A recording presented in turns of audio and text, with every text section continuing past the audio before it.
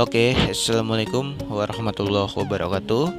Kembali lagi di channel sharing teknik BBMA, dan di video kali ini gue ingin sharing ke teman-teman semua ya, analisis yang sering gue gunakan setiap harinya di trading gue hingga gue bisa mendapatkan profit secara maksimal. Dan ini adalah analisis satu time frame.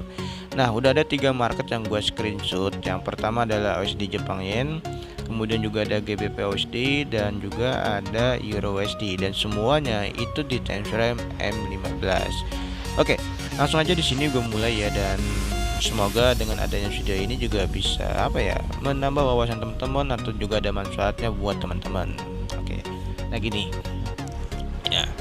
Gue akan langsung mulai aja. Di sini analisis satu time frame dalam versi gue yaitu harus adanya full setup, dan bisa teman-teman lihat ya di market Euro USD.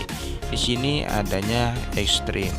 Kemudian setelah ada ekstrim, di sini ada CSK dan juga ada momentum. Nah, ketika sudah membuat momentum ini, gue menunggu sampai harga nge-retest.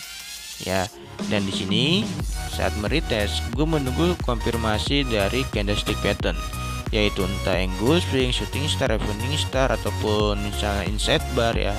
Pokoknya hal lainnya yang penting candlestick pattern, dan ketika keluar disitulah gue melakukan entry.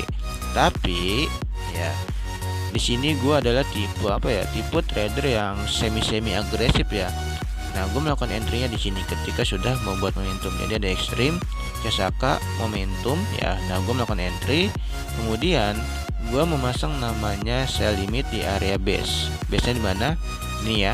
Di sini kalau misalnya teman-teman lihat ya, di dalam tekniknya supply demand ini ada namanya drop base drop. Nah, ini yang hitam ini. Nah, di sinilah gue pasang namanya sell limit. Nah, sampai sini kesentuh, tapi sisanya di sini nggak kesentuh, dan itu gue gue hapus gitu ya. Jadi sell limit yang nggak kesentuh ya gue hapus. Dan alhasil sebenarnya nyentuh sampai ke TP. Tapi sayangnya ketika gue pindahin SL-nya, kan SL gue di sini, nah gue pindahin ke sini menjadi SL plus. Harga naik dulu nge-retest menyentuh ke SL gue baru diturun. Jadi yang sebagian udah gue close, sebagian lagi menyentuh ke SL plus. Gitu ya. Nah, kesimpulannya apa sih dari analisis di Euro USD? Kesimpulannya cukup sederhana. Analisis yang gue lakukan hanyalah analisis dari full setup di mana ada ekstrim, CSK, dan momentum. Nah, dengan adanya ketiga itu ya, gue mengatakan bahwa memang nantinya market akan kuat turunnya sesuai dengan setup yang sudah dibuat, yaitu ekstrim, CSK, momentum, sell. Dan hasil di sini benar ya, harga turun jauh banget gitu. Oke, kita lanjut ke market satunya lagi ya, USD Jepang Yen. Nah, di market out Jepang Yen ini ya itu udah gue analisis dari pagi ya, cuman di sini gue nggak melakukan entry. Kenapa? Karena gue udah ketinggalan momen gitu. Nah, gue jelasin ya.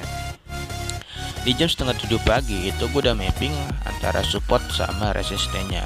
Nah, ini adalah resisten yang udah gue buat, dan ini adalah supportnya, dan ini adalah mapping gue di hari Senin ya. Dan bisa teman-teman lihat di sini ada gap ya, nggak ada candle, tahu candle langsung berada di bawah ini gitu. Nah, kalau misalnya teman-teman perhatikan ya, di sini itu terdapat ekstrim. Tapi ya di dalam teknik gua, kalau misalnya teman-teman sudah melihat video-video gua yang sebelumnya, ekstrim ini bakalan valid jika membuat momentum yang sama dengan ekstrimnya. Misalnya ini adalah ekstrim buy, maka dia wajib membuat momentum buy untuk memvalidkan bahwa ekstrimnya ini valid, dan kita bisa untuk melakukan entry buy. Tapi yang terjadi di sini adalah ini ekstrim, dan di sini dia mereject area mid BB. Gitu guys ya. Nah, ketika dia jatuh mengebreak area support, nah di sini gue udah berdefinisi nih ya bahwa harga bakalan turun jauh. Ya, ketika dia udah ngebreak kemudian dia nge-retest, nah disinilah gue kagak melihat market lagi karena sedang ada pekerjaan di luar. Dan ketika gue lihat ternyata harga sudah turun jauh. Gitu. Kenapa bisa turun jauh di pagi hari? Ya karena ini adalah market USD Jepang Yen ya, dimana ini adalah market di sesi Asia. Jadi kalau misalnya pagi-pagi kan sesi Asia nih. Nah, USD Jepang Yen itu pergerakannya cepat banget di sesi Asia itu. Jadi di sini gua ketinggalan momentum. Gitu guys ya.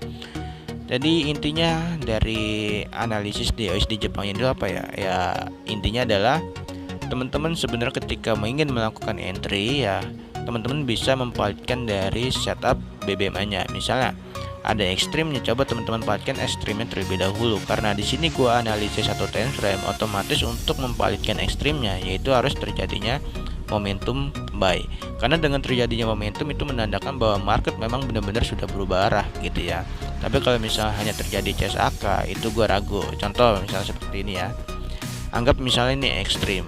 Wis keluar cocok. Nah, anggap misalnya ini adalah ekstrimnya. Kalau kita hanya mengkonfirmasi valid atau enggaknya ekstrim dengan CSAK, ini adalah CSAK. Nah, kalau misal setelah terjadi CSAK teman-teman entry buy, harga bisa turun jauh. Gitu ya. Memang benar CSAK ini adalah sebuah sebuah konfirmasi yang secara kuat ya, tren itu bakalan berubah.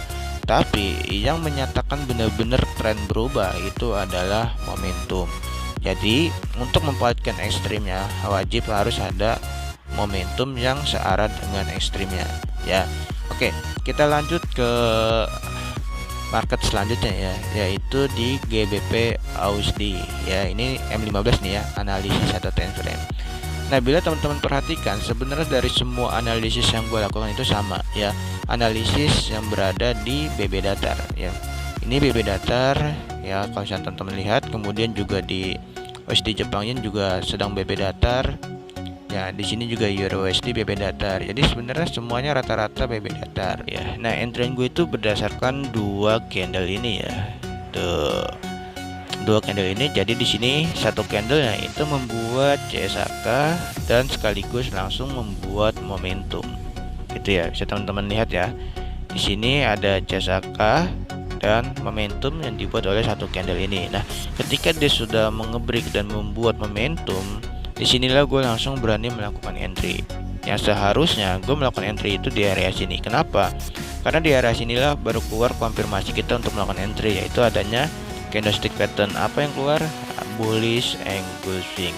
Ya, teman-teman bisa lihat di sini ada bullish angle swing.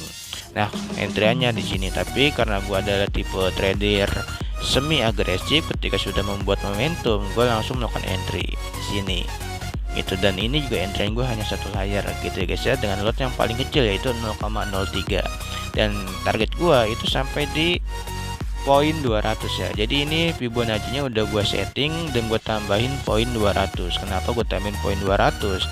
Karena gue pikir ya, kalau gue menggunakan TP 1 di 161 itu terlalu dekat. Menurut gue nggak seimbang lah. TP-nya di sini, gue entry di sini, sementara jarak ke SL jauh. Jadi antara TP dengan SL lebih jauhan SL gitu ya. Jadi gue nggak menggunakan 161 gitu.